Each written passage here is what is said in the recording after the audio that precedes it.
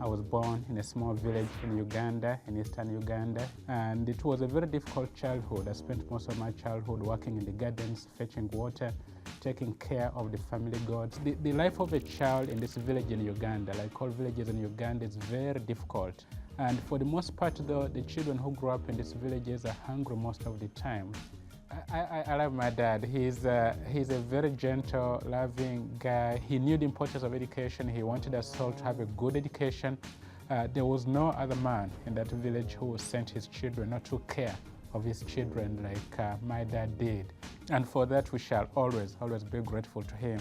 How did we come to the US? Let me tell you that it's very difficult for someone growing up in Uganda to ever dream about coming to the US. It wasn't because we did anything spectacular. The only way that we came to the US was because of a program that the State Department does called a Diversity Visa Program, where they bring people into the US from regions that they feel are underrepresented. My wife's name was selected among the 50 people who were admitted to the US that year from Uganda.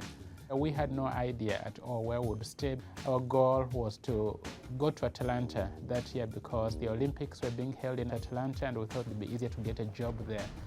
And so we booked the flight and came all the way to Washington and asked around for a bus to Atlanta until these guys began laughing at us and said, "You can't go to Atlanta by bus, it's so far away." I got my first job within the very first week of arriving here, where I was lucky enough, I worked hard, impressed my bosses and got very rapid promotions.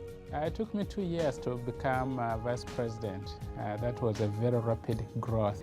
The fact that we could come from Uganda and find ourselves here in the US in one of the most beautiful counties in America, this was like a miracle to us.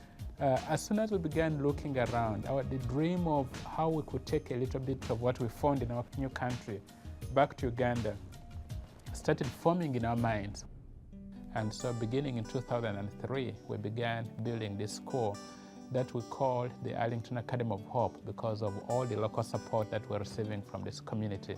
It was hope not just for us, but for the children of Uganda. And it was our intention to provide something that had Arlington in it so that the children growing up there can look to a place that they could aspire to. The school has grown since that time amazingly. For the first time ever, the children who have studied through our school have all passed high enough to go to secondary school. It's the best performing school in the district, and through our outreach programs, we reach more than 10,000 students. The whole community is being transformed from an 18th century existence to being at the forefront of change. Just 2 years ago, we were able to bring electricity to the village for the first time through the school. And I'm told the first time that they flicked the switch on and these lights came up, the kids couldn't believe, all of a sudden having electricity in the village. My father is still alive. He is probably the most proud person in that community. He's old, but every day he goes to the school. He reads to the children at that school. And he is extremely proud that we have sort of fulfilled his dream. Listener, yes, Bananga John, Wanda, Nama, Uganda. I'm proud to live in Arlington and happy about the community of Arlington that has nurtured us and welcomed us and made us Arlingtonians.